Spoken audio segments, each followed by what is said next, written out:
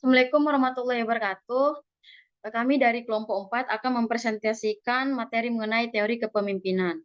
Adapun isi presentasi dari kelompok kami yaitu kelompok 4, yang pertama latar belakang, yang kedua pengertian pemimpin, yang ketiga teori-teori, yang keempat fungsi kepemimpinan, yang kelima kesimpulan. Nah, pembahasan pertama yaitu latar belakang. Akan dibacakan oleh Saudari Baik Melia. Kepadanya saya persilahkan. Kepemimpinan merupakan kemampuan mempengaruhi orang lain, bawahan atau kelompok, serta kemampuan mengarahkan tingkah laku bawahan atau kelompok. Pemimpin memiliki kemampuan atau keahlian khusus dalam bidang yang diinginkan oleh kelompoknya untuk mencapai tujuan organisasi atau kelompok. Kepemimpinan merupakan seni mempengaruhi orang lain agar mau bekerja sama, mau didasarkan kepada kemampuan orang tersebut untuk membimbing orang lain dalam mencapai tujuan-tujuan yang diinginkan. Pemimpin dapat menunjukkan dominasi yang didasari atas kemampuan pribadi yang sanggup untuk mendorong atau mengajak orang lain untuk berbuat sesuatu yang disetujui oleh kelompoknya.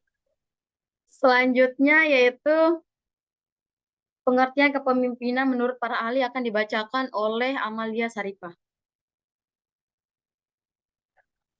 Baik, yang pertama yaitu pengertian kepemimpinan menurut Wahjo Sumijo pada tahun 1987. Kepemimpinan pada hakikatnya adalah suatu yang melekat pada diri seseorang pemimpin yang berupa sifat-sifat tertentu seperti kepribadian atau personality, kesanggupan atau capability, dan yang ketiga yaitu kemampuan atau ability.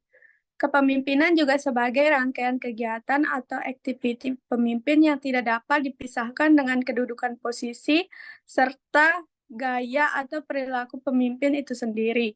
Kepemimpinan adalah proses antar hubungan atau interaksi antara pemimpin, pengikut, dan situasi. Baiklah, materi ketiga yaitu akan dibacakan oleh Lau Mahfud. Kepadanya saya persilakan.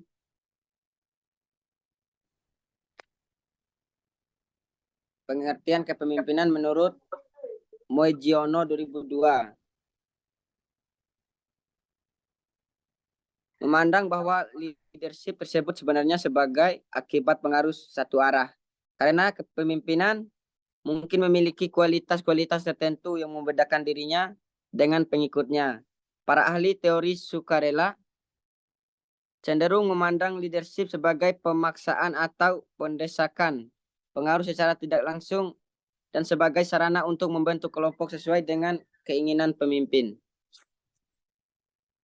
Yang ketiga, menurut Fiedler 1967, kepemimpinan pada dasarnya merupakan pola hubungan antara individu-individu yang menggunakan wewenang dan pengaruhnya terhadap kelompok orang agar bekerja sama untuk mencapai tujuan. Baik, terima kasih kepada Saudara Lau Mahfud. Selanjutnya yaitu teori-teori akan dibacakan oleh Saudara Lalu Faisal Ahmad. Padanya saya persilahkan. Baik, selanjutnya saya akan menjelaskan teori-teori yang menjelaskan munculnya pemimpin. Di sini ada 3 teori yang menjelaskan munculnya pemimpin. Yang pertama, teori genetis yang menyatakan pemimpin itu tidak dibuat, akan tetapi lahir jadi pemimpin oleh bakat-bakat alami yang luar biasa sejak dia lahir. Dan dia ditakdirkan lahir menjadi pemimpin dalam situasi dan kondisi yang sebagaimana yang khususnya. Yang kedua, teori sosial. Teori sosial ini adalah lawan dari teori genetis. Teori sosial ini menyatakan bahwa pemimpin itu harus disiapkan, dididik, dan dibentuk, tidak terlahir begitu saja. Setiap orang bisa menjadi pemimpin melalui usaha penyiapan dan pendidikan serta didorong oleh kemauannya sendiri. Yang ketiga, teori ekologis atau sintesis menyatakan bahwa seseorang akan sukses menjadi pemimpin bila sejak dia lahir telah memiliki bakat-bakat kepemimpinan dan bakat-bakat ini sempat dikembangkan melalui pengalaman dan usaha pendidikan, juga sesuai dengan tuntutan lingkungan atau ekologisnya. Kemudian fungsi-fungsi kepemimpinan. Adapun fungsi-fungsi dari kepemimpinan yang pertama itu memprakarsai struktur organisasi. Kedua, menjaga adanya koordinasi dan integrasi dalam organisasi supaya semuanya beroperasi secara efektif. Yang ketiga, merumuskan tujuan institusional atau organisasional dan menentukan sarana serta cara-cara yang efisien untuk mencapai tujuan.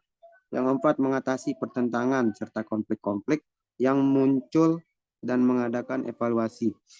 Yang kelima, mengadakan revisi, perubahan, inovasi pengembangan, dan penyempurnaan dalam organisasi. Baik, terima kasih kepada Saudara Lalu Faisal Ahmad. Selanjutnya yaitu kesimpulan. Adapun kesimpulannya yaitu kepemimpinan adalah kemampuan mempengaruhi suatu kelompok ke arah tercapainya tujuan. Pemimpin mampu mempengaruhi perilaku orang lain tanpa harus mengandalkan kekerasan. Sebagai seorang pemimpin bisa bersikap sesuai dengan situasi yang ada di sekitar pemimpin tersebut. Baik, terima kasih. Itu adalah presentasi dari kelompok 4. Saya selaku moderator pamit undur diri. Sekian dan terima kasih. Wassalamualaikum warahmatullahi wabarakatuh.